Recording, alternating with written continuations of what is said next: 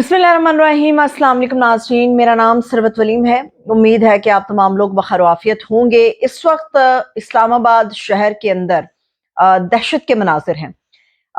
फंदा लगी लाशों के हवाले से चीज़ें सामने आ रही हैं, वीडियोस सामने आ रही हैं। और जो इस्लामाबाद की ताज़ा तरीन सूरत हाल है, इंटेलिजेंस रिपोर्ट आने के बाद जो हाई अलर्ट दिया गया इंटेलिजेंस एजेंसी की तरफ से, उसके हवाले से कुछ आम तफसीलात हैं वो आपके साथ आज के इस व्लॉग में हम शेयर करेंगे। मगर इमरान खान साहब के साथ आज एक बड़ा बदतरीन किस्म का सलूक हुआ अडियाला जेल के अंदर।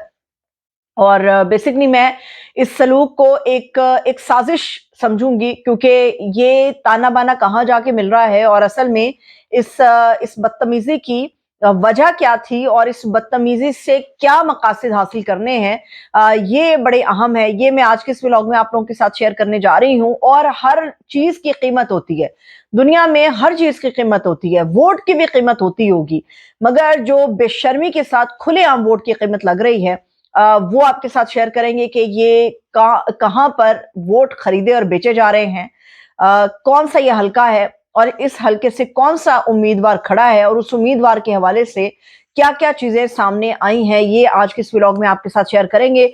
मगर इसके साथ साथ निहायत अहम खबर आगाज में मैं आपके साथ शेयर कर दूं, वो ये है कि पाकिस्तान तहरीक इंसाफ के अंदर ये सोच पनप रही है और ये सोचा जा रहा है कि पाकिस्तान तहरीक इंसाफ को दोबारा से इंट्रा पार्टी इलेक्शंस के अंदर जाना होगा, दोबारा से इंट्रा पार्टी इंतखाबात कराने होंगे।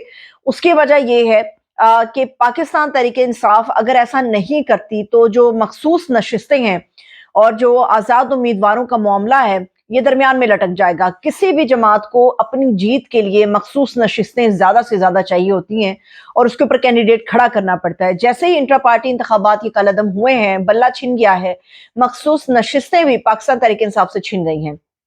चंद ही रोज के अंदर से, ये बड़े बाखबर जराए से खबर है, चंद ही रोज के अंदर आप ये देखेंगे कि Pakistan Tehreek Insaf inter party election दोबारा से करा रही होगी। और क्योंकि उन्हें मखसूस नशिस्तों पे अपने उम्मीदवारों को खड़ा करना है और जीत के लिए मखसूस नशिस्तों पर उम्मीदवारों का होना बड़ा जरूरी है। अब दीगर तफसीलात की तरफ जाते हैं, मगर तमाम देखने वालों से गुजारिश है कि मेरे यूट्यूब चैनल को जरूर सब्सक्राइब कीजिएगा।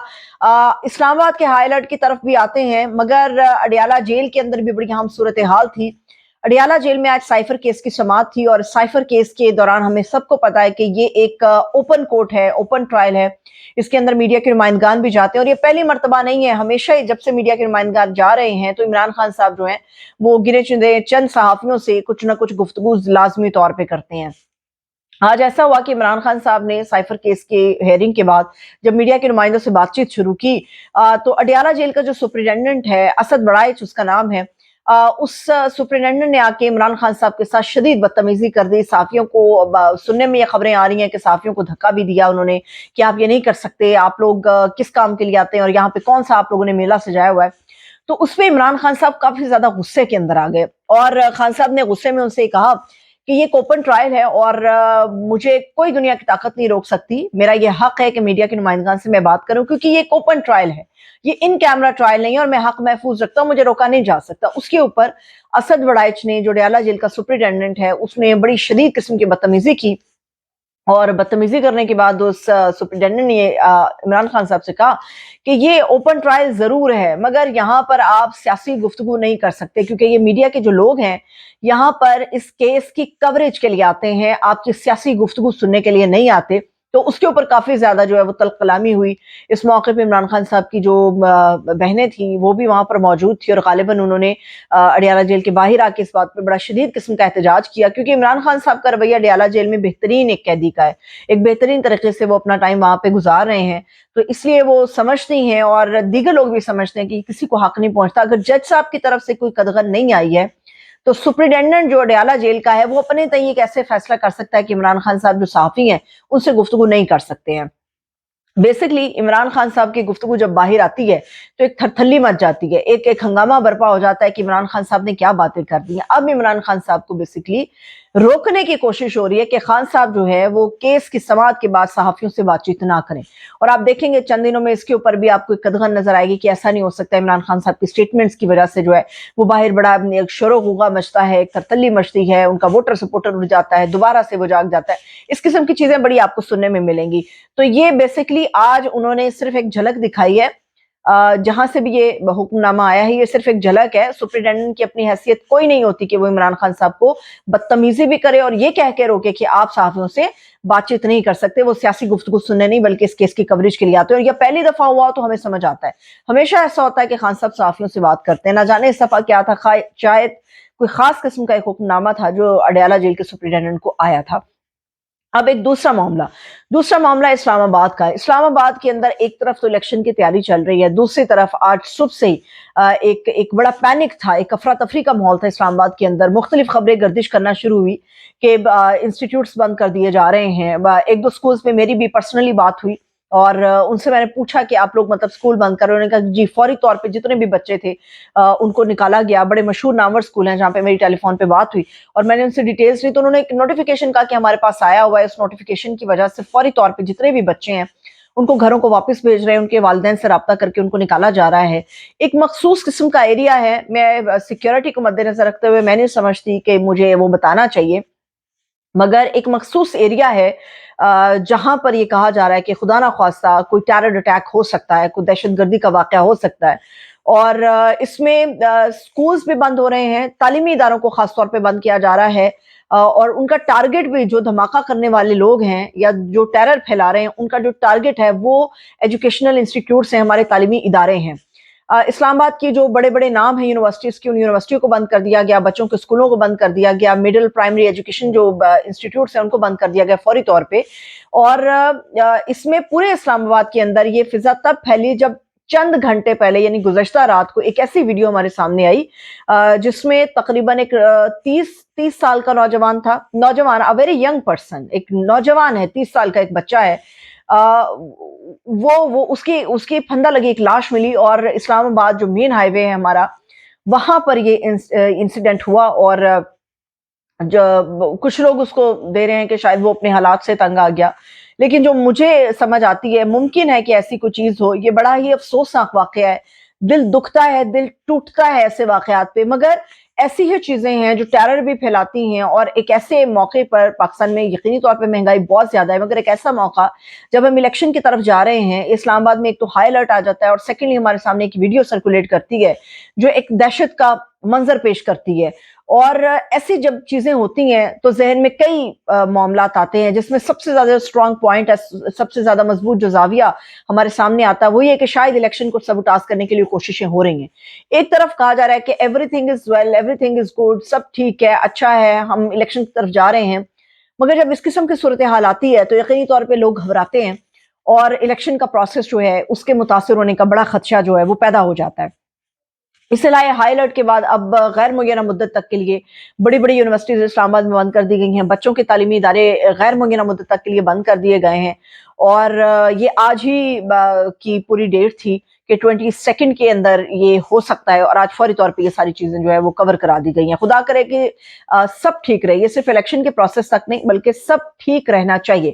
اب صرف 2 ہفتے باقی رہ گئے ہیں, 2 ہفتے کے اندر عمران خان صاحب کا جو وہ کہتا ہے نا توتی وہ بڑا بول رہا ہے. عمران خان صاحب کا جو ستارہ ہے وہ چمک رہا ہے, زبردست طریقے سے وہ چمک رہا ہے عمران خان صاحب کا ستارہ. اور یہ جو چمک ہے بہت ساری آنکھوں میں چبھ رہی ہے, اور اس میں جو سب سے زیادہ آنکھیں دکھ رہی ہیں وہ نون لیگ کے اندر میاں نواز شریف صاحب کی ہیں. 2 بڑی اہم چیزیں ہوئی ہیں سیاست کے اندر ہمارے پاس, اور جو سیاست کے اندر 2 اہم چیزیں ہوئی ہیں اس میں 2 بڑے ایونٹس ہیں.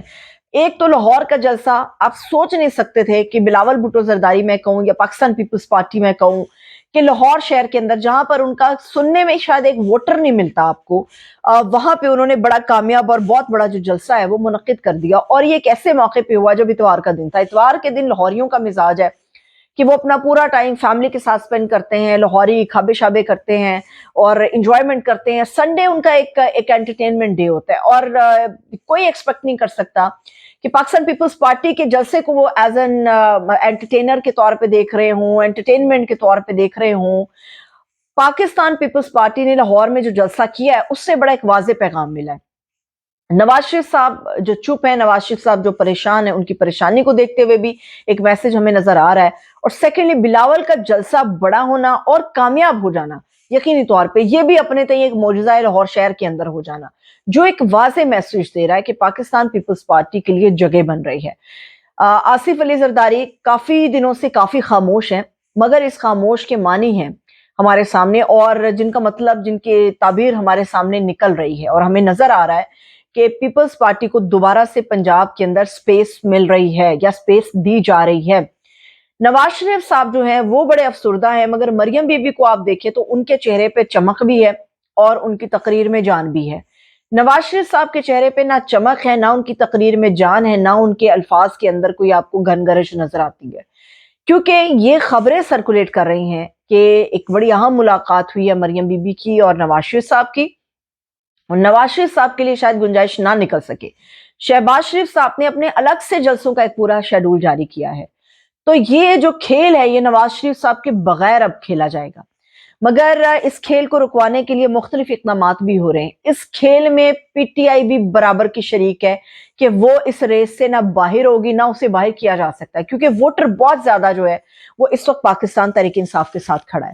یہ سمجھ آ گئی ہے کہ پیپلز پارٹی پنجاب میں ہمیں نظر آئے گی، اس الیکشن 2024 میں پنجاب میں نظر آئے گی۔ شہباز شریف صاحب جو ہیں ان کا سورج بھی ہمیں جو ہے وہ پوری آب و تاب کے ساتھ نظر آ رہا ہے۔ مریم بی بی کے ستارے بھی گردش میں نہیں ہیں، چمک رہے ہیں، مگر اس میں نواز شریف صاحب کے لیے کوئی گنجائش نہیں نکل رہی، کیونکہ نواز شریف صاحب کا نام لے کے کوئی بھی آدمی نہ جلسہ کے لیے آ رہا ہے نہ ان کو ووٹ دینے کے لیے تیار ہے۔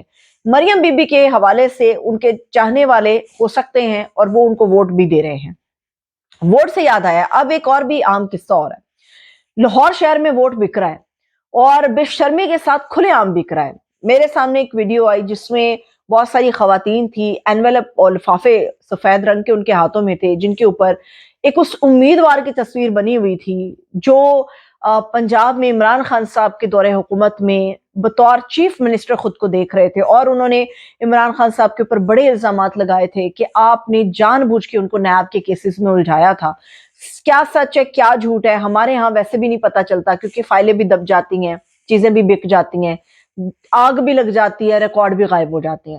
عبدالعلیم خان صاحب جو ہیں وہ بڑے نامور آدمی ہیں، بڑے زبردست سیاستدان ہیں، اور عمران خان صاحب کو جتوانے میں لے کے لاہور پنجاب کے اندر جو عمران خان صاحب کو جتوانے میں عبدالعلیم خان صاحب کا بڑا رول تھا۔ پھر ان کے اختلافات ہو گئے۔ عبدالعلیم خان کا جو حلقہ ہے، اور یہ حلقہ ہے این اے 119 کا، جہاں پر خواتین کو، اس میں کوئی مرد نہیں شامل ہے، کوئی نوجوان اس میں شامل نہیں ہے، یہ خواتین ہے، خاصی خواتین ہیں جن کو 5,000 دیا جا رہا ہے اور ان کا ووٹ خریدا جا رہا ہے، اور وہ خوشی سے اپنا ووٹ بیچ رہی ہیں۔ یہ سارا کھیل اس وقت لاہور شہر میں ہو رہا ہے، اور لاہور کا فیصلہ پنجاب کا فیصلہ ہے، پنجاب کا فیصلہ ہے تو وہ ہمارے مرکز کا فیصلہ ہے۔